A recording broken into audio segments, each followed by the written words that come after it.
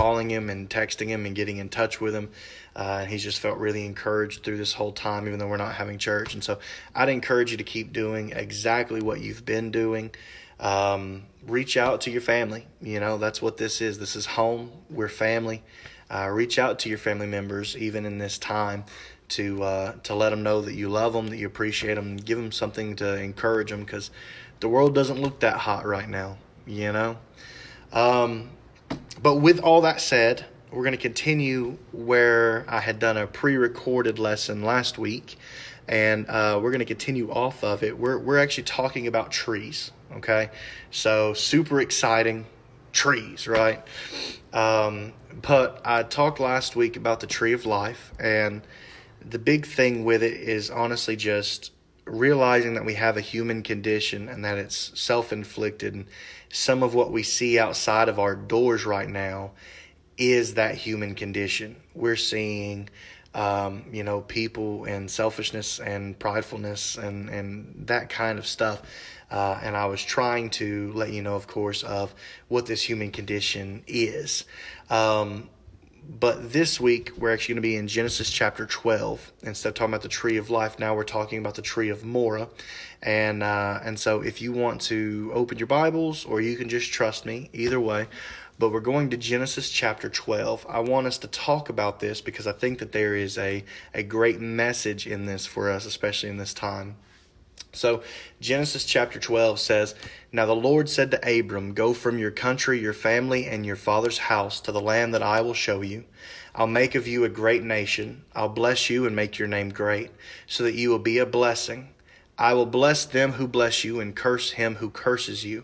And in you all the families of the earth will be blessed." So Abram departed, and as the Lord had spoken to him, and Lot went with him. And Abram was 75 years old when he departed from Haran. And Abram took Sarah his wife, Lot his brother's son, and all their possessions that they had accumulated, and the people that they had acquired in Haran, and they set out for the land of Canaan. And they came to the land of Canaan, and then Abram passed through the land to the place of Shechem, to the oak of Moreh. And the Canaanites were in the land at that time. And the Lord appeared to him, and he said, "To your descendants I will give this land." So he built an altar to the Lord who had appeared to him. Now, for you to fully grasp and understand where this is, I have to kind of give you some details here. Moreh is a place in the Bible. It is spelled Moreh. In Hebrew, it means early rain, or it means fruitful. Okay? So it's early rain or fruitful. It is tied etymologically to the noun Yoreh, which is Yoreh. And that noun is literally a reference to the farming season in Israel. Okay, so there were first rains or early rains, and there were latter rains. And in between the two of those, there's a 6-month time period between the early rains and the latter rains where there is waiting for the harvest. Okay, and so Abraham, or at this time Abram, in Genesis 12, has been led to Canaan, to this tree called Moreh. And this tree called Moreh means fruitful or early rain. And God has directed Abram there and given him not only a word that he was going to be blessed and that the whole world was going to be blessed because of him, but he had also given him a word at the tree before he built the altar saying, your descendants are going to own this land, that they are going to inherit this land. This is going to be your family's territory. Now, if we know anything about Abram and we know what the word Moreh means, then we understand that God literally led Abram to a tree that looked just like him, because Abram was an old man. He was 75 years old when he left Haran to go to this tree. 75 years old. His wife Sarah was an older woman who was barren, who could not have children. Okay? And so when they came up to this tree called fruitful, they were not fruitful. All right? So the tree called fruitful, who also means early rain, had started budding life but had no blossoms, had no fruit. It was the very early part of the growing season. So it meant fruitful. God called the tree fruitful, but it didn't bear any fruit. And he sent Abraham, who he also called fruitful, that wasn't bearing any fruit as far as descendants. And he sent him to this tree. What I'm seeing biblically is that we are kind of like Abram. We're kind of like the tree of Moreh. We have our own tree of Moreh moments in our lives. All right? We have moments where God has a blessing, God has a promise, God has spoken, God has started putting together the pieces of your life and your purpose and your plan and what you're supposed to do in this world. But we come to a place where there is a moment where we have to wait. There's a moment where God says that we are something that we are not yet. When God says that we're blessed but we feel cursed, when God says that we're fruitful but we're not bearing any fruit, when God says that we have a great promise on our life but we see death. In these moments where what we see and what God says over us don't align and don't make sense, we're having a tree of Moreh moment. Okay, we're having a tree of Moreh experience. We are essentially Abram, hearing that you're going to have descendants when you have no children and no physical ability to bear children. In a moment while God's trying to say you're fruitful and you're blessed and the whole world's going to be blessed because of your family and your descendants and your family tree. You know, you're going to be a blessing to the nations and the families of the earth when you don't have any descendants. So we come to this place where God has directed Abram to this tree, and this tree is just like Abram. It's at the early part of the spring. It's at the early part. It's at the first rains. It's at the early rains. It's budding.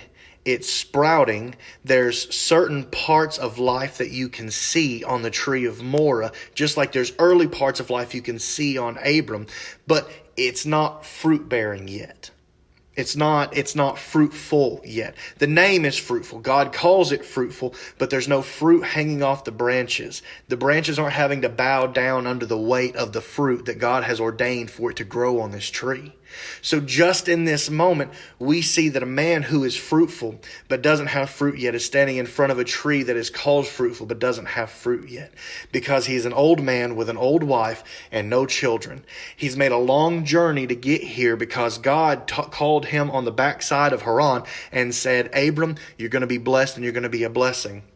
And so he's made this whole journey on the promise of this blessing, on this promise of he's going to be fruitful, on this promise that there's going to be something that is harvestable in his life, but there's not any fruit yet. See, the tree of Moreh and Abram's story in Genesis 12, what we find ourselves in is a story of yet.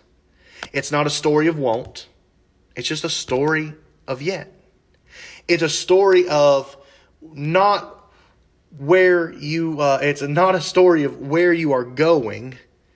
It's not a story of your destiny. It's a story of where you are while you wait for your destiny. It's a story of having hope in a moment where it seems hopeless. It's a story of fruitfulness when everything actually looks like famine.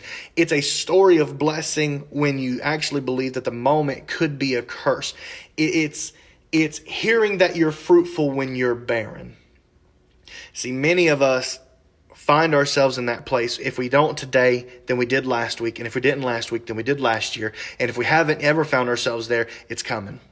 We find ourselves in these tree of Moreh moments where we feel like God is leading us and directing us to a new place where He's going to produce fruit on our branches, where He's going to bring the blessing. Some of us have promises and blessings from God written all over us, but we haven't seen them accomplished or fulfilled yet. It's a tree of Moreh moment. We're waiting on the harvest to come in. We see the buds, we see the sprouts, we see the leaves starting to come back, but there's no fruit hanging. There's no blossoms yet. It's not fully fulfilled. And so what we have to understand at this moment is just like the tree of Moreh is first rains, early rains, fruitful. we have to understand that we are in the early rains. We're in the first rains. It's not been harvest time yet. We don't have the fruit yet. In this moment where it seems like what God has promised us is not going to happen or won't happen, we have to understand that we're not in a is not or won't situation. We're in a it just has not been yet.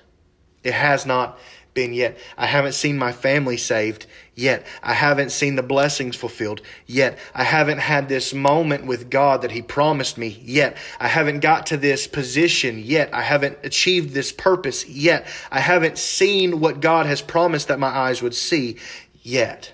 It's not that it will not be. It's that it just has not been yet. It's not a story of won't. It is a story of yet. See, and yet is a powerful word because yet acknowledges with hopeful expectation that it is going to happen. That it is possible, that it will happen, that it's going to occur. It's just not yet. Yet leaves hope in the situation. Yet acknowledges that even in the moments where we don't feel blessed, that the blessing looks unlikely, that the blessing will still be there. It's just not yet. So I don't know when this fruit on this tree of Moreh comes in. I don't. I have no idea when this comes to fruition. I don't know when those buds become blossoms. I don't know when the sprouts become fruit. I do not know that. But I know that there are buds. Just like in my own life, and I'm sure in yours, you can see that there are buds. There are sprouts. We don't have fruit and blossoms yet, but we've got buds and sprouts. There is the signs of life are showing up. We just have not had the fulfillment of that life. There isn't full evidence of what's coming, but there is evidence that something has started. See, that's the moment of yet. The moment of yet is crazy old man Abram standing in front of the tree of Moreh saying that I'm going to be the father of nations when he has 0 children and he's too old to rear any. That's what it is. That's the power of yet. That's the moment of yet. That's this tree of Moreh experience. See, we cannot allow ourselves to get to a place where God has spoken something to us, or that God has promised something to us, or He has a blessing around the corner waiting for us, where then we decide we are not going to wait on Him.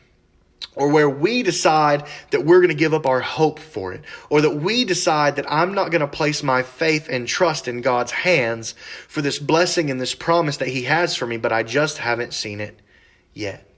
See, we let everything discourage us, and we let everything find hopelessness within us. We allow ourselves to let our family and friends and news cycles start sapping us and distracting us from the truth. See, because the truth is that there's something that wants to bloom. The truth is that the tree of Moreh will bear fruit. The truth is that Abram will have children, that his name will become Abraham, and he will be the father of nations. The truth is that the impossible happens. But we allow these different sources to start skewing our view of the truth. We start allowing these hopeless things to sap our hope. We allow these things to make us think that these terrible conditions that surround us with this coronavirus, with the quarantines, with pandemics, with all these different things, that somehow this death can constrict the life that God is trying to burst forth on our tree. We think that that is something that is legitimate, but I want to tell you right now, when I was walking across the parking lot coming into the church, there are cracks in the asphalt of our parking lot. And the cracks in the asphalt of our parking lot have moss and grass growing up through them. The grass is almost so tall I need to weed eat it. Okay? It's coming through. And I have to tell you that at that moment when I saw it, as I was walking over here to do this little live stream real quick, what it said to me, what it spoke to me at that exact moment is that life will not be denied. Life finds a way. Life always finds a way, whether it's through 6 inches of asphalt or whether it is the dark conditions that you see around you in the world today. What God assigns life to will live. What God begins to bud and to sprout will become fruit and blossoms.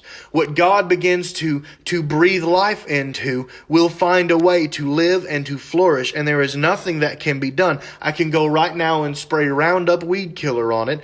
Go ahead and put asphalt filler back in the crack. And I guarantee you here in just a little while, if we'll give it a moment of waiting, that grass will come back up through there. Life finds away. So whether you are buried beneath 6 inches of asphalt, life will find a way. Whether you are just stuck in your house, quarantined, looking at death and destruction all around you and letting the news tell you that everything is terrible, life will find a way. Whether you're looking at a family that doesn't know Jesus and family members that you know are lost and you've been praying for them for 20 years, life will find a way. When you feel that the blessings that God has for you are not there and you don't think that He's answering, I'm telling you right now that there is life that will find a way. Those blessings will be fulfilled. Those promises will be fulfilled. Those prayers will be answered. Life finds a way. Fruit comes forth on the tree. We may be in early rains right now. We're just at the beginning of our growing cycle right now. There's a moment of waiting and a moment of trusting in God that has to occur. But I'm telling you right now that life will find a way. And God is not a man that He should lie. And it says that nothing comes forward through His mouth that returns back to us void. God will make sure that everything that He has said, that everything that He has promised, that everything that He has given over to you as a blessing will be. And it will be fulfilled. There will be blooms. There will be fruit. There will be blossoms. It won't just end as sprouts. So here's the hard part. There's a 6-month time period between the first rains and the latter rains in this Jewish agricultural calendar. There is a 6-month time period where different things are harvested. There's a moment of waiting in these moments of harvest. Even in Abram's life, if you want to look at that, Abram waited 25 years from the time that God said that his descendants would number the stars, that his descendants would be as the sand pieces on the shoreline of the beach. Just as He had given him that promise, it was 25 more years until he realized his son Isaac, until he could hold his son Isaac, until the fruit was there. And even more so than that, here from this promise that he made where his descendants were going to control this territory, they were going to inhabit it, they were going to inherit it, it was their land. It was 700 years between the life of Abram and the life of Joshua when they just had come out of the 40 years of wilderness walking and started to take over these cities and these towns and this area that was promised to these descendants. There's a moment of waiting. Now, what I want for you today is to see that your life is biblical. All right? Because we see in Genesis 12 what Abraham did. Abram built an altar to the Lord at the tree of Moreh. Where God had spoken this promise and this blessing to him, he built this tree, or built this altar underneath this tree. And when he built this altar, he was making his own personal testimony, saying that this is my physical semblance, that I trust this promise from God, that I trust the Lord, that I'm giving everything over to the Lord. Right? He's making this physical stand. But the problem is that not all of us are building our altars on these blessings and promises that the Lord has for us. And we're not all building them out of trust to God. Some of us are building them out of pessimism and doubt. Some of us are building them out of something that is more realistic. We're building them out of earthly things. We're not building them out of faith. We're building them out of flesh. I want you to live a biblical life. I want you to live such a biblical life that you realize that in the moment where you feel barren, that you're actually fruitful. I want you to live such a biblical life that just like Abraham who built the altar, that you too would build an altar in your life. Something for you to turn back to be able to see, to be able to grasp that, yes, I do trust the Lord for this, that the Lord spoke this at this time, and I believe that it will be fulfilled. He built this altar and he built it out of faith. He built it out of trusting God. Some of us are building these out of the pessimism and doubts. We are negative We feel like it's not a moment of yet, that it's not just a moment of waiting, and that we don't see that everything's going to be fulfilled. And instead, we start building things out of our negativity. We start building things out of our pessimism. We start building things out of the abundance of our unhope, our hopelessness. We start building things that contradict our faith. We start building things that don't have the trust of the Lord in them. We look at situations with our families where they don't know the Lord, and we say, well, I've been praying for it for 20 years. It didn't change yet. It's not going to change now. We start looking at situations with our children. I've been praying for them. I've been hoping for them. I've been praying for blessings and good things to happen, but I'm not seeing them yet. I've been praying for better attitudes, but I'm not seeing them yet. I've been praying that there be life in them, but I still see death. We've been praying for these things. I might as well just give up on them now. We build things out of this pessimism and this doubt and this hopelessness and this despair. And when we build those, we do not acknowledge that God is still working. We haven't given it the correct timeline of yet. We haven't given it its full moment. God is moving and God is working, and He has got life being breathed into these hopeless situations, into these depressing situations, but we haven't given it enough time yet. There will be life, even though we see death. We just aren't there yet. Some of us are building these altars, and we're building them out of realism. We're building them realistically. We forget that God is the God that operates impossibly, that God works in the unlikely, that God works in such ways that we cannot comprehend, understand, or even sometimes be a part of. We forget that He works in the impossible. And so when He starts working, we start trying to build our altar to realism. Where God says that you're going to have descendants that inhabit this entire land, we say, God, just give me a kid. When He says, you know what, you are going to be fruitful, we say, you know what, just let me be happy. When He says you're going to have a blessing that you can't contain, you say, you know what, just bless me enough. We forget that God works in possible situations and in likely areas, and He brings things together that we cannot comprehend or understand, that He works in the mysteries. And instead we try and build an altar to realism, and we say, God, work on this altar of realism. Lord, give me a realistic blessing. Give me a realistic promise. Don't tell me that I'm going to be a father to nations. Tell me I'm going to be a dad. We build altars to realism. We build altars to pessimism. We build altars to doubt. I want you to live biblically. I want you to build your altar just like Abram did. I want you to build your altar in a moment of trust, in a moment of full faith to God, knowing that what He has promised is not void and nothing He has said is a lie. Everything that He is saying will happen. Now here's this hard part, right? There's that moment of waiting. He waited 25 years for his descendant. Okay? He didn't get to see his other descendants. He didn't get to see that the land came to be. We have to come to an understanding when God gives us a promise, and when God gives us a blessing, and when God says that, hey, this is going to happen, we have to understand that it is within God. See, God is not subject to time and to space, because if you believe anything about this faith, you know that He created both of them. So He's not subject to His creation. He's not subject to time and space. You and I, we will die. We will die at our appointed time. All things come to death. Right? So unless this is the great apocalypse and we all get taken up in the air, we will die. But God is not limited in His timeline of operation. God is not limited to fulfill the words that He has given to you at the moment that you want. He is not subject to your wantingness. Okay? There are going to be some things possibly that you will see on your deathbed. There are going to be some things that you will see in eternity. When we start praying that, man, Lord, save my child, save my grandchildren, let my family know You, let them come to understanding of You, let them feel Your love and Your compassions, let them be so full of You that nothing can shake them. Lord, when we start praying that way, we have to understand that some of those we'll see fulfilled while we're living, and some of those we will see on the other side. That is the way that it works.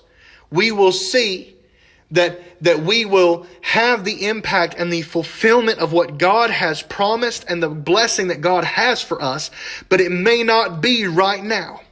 It may not be at this moment. It is the moment of yet. We are waiting to see the fulfillment that God has for us. We are in a tree of Moreh moment. So what we have to understand is that we need to build our altars. And we need to build our altars in trust and faith, believing in God. And even if we do not see the blessing and the promises that we believe that we ought to see, even if we are on our deathbed, I'm telling you right now, die with a praise in your spirit, knowing that it will be. Because it's not a moment of won't. It's not a moment of can't. God is not denying the words that He has already spoken. God is not canceling the promises that He has already made. God is not going around here voiding things that He has said and that He has promised.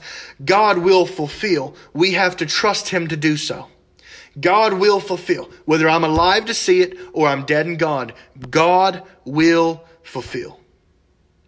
We have to understand that we have these tree of Moreh moments, just like Abram did, where we walk up and we see that our timing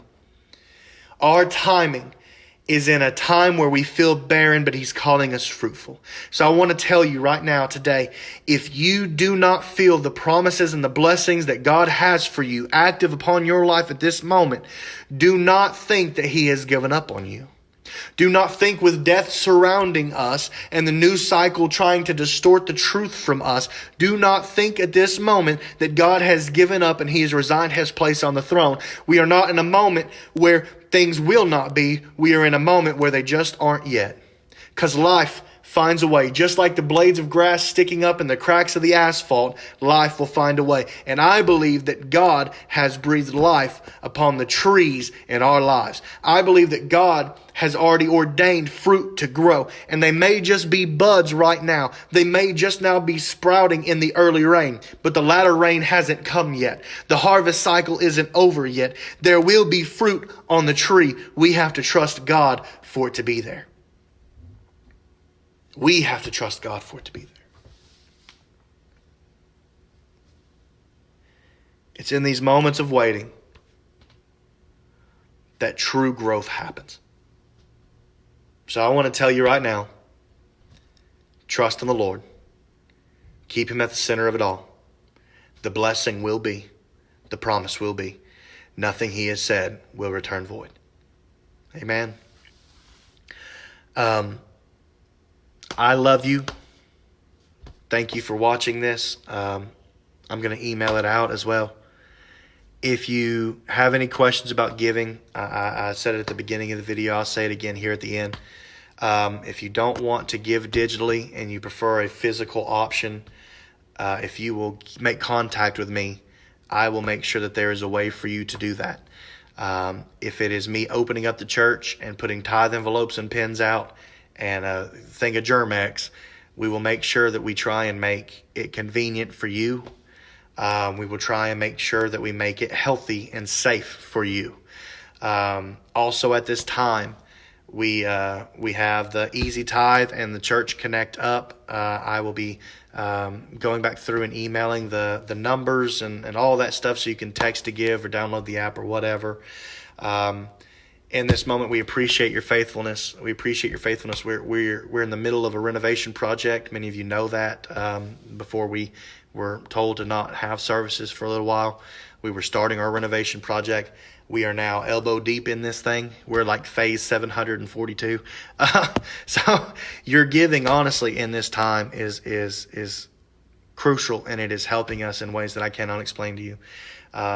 So I love you. We are doing renovations. If you want to know how they're going, I'm probably going to post some pictures here in a little while. If you want to stop by and take a look, text me. Let me know. I'm more than happy to meet you over here. If you need to do that physical giving option, if that's something that you trust more than the digital, or if it's just more convenient for you, let me know. I will make sure that I am flexible to make it convenient for you. Until next time, I love you. God loves you more than I ever could. This is home. We're still family, even if we're not together. Please continue to do what you've already been doing, that I have had many people brag to me about our people, about already. which is you are calling each other, you are texting each other, you are encouraging one another, you're reaching out and you're letting your brothers and sisters know we love you. And honestly, I think that is the highest thing that could speak to a group of people that want to call themselves Christians. I don't believe that anybody could say a higher compliment of a group of people. So thank you for being who God has called you to be. Thank you. Please know that that blessing and that promise is right around the corner. In this moment of waiting, it's going to be. Amen. I love you. I thank you. I'll be sending out an email. If you have any prayer requests, please comment them down below. I will send them out to everybody. I want to make sure that just because we're not able to meet doesn't mean that prayer requests are not being mentioned and are not being sent out to all of our people. Because as a family, we love each other, we pray for each other, we uphold each other. That is our job, that is our duty, that is what we do. All right? So comment them down below. I love you. And until next time, this is home. Have a great one.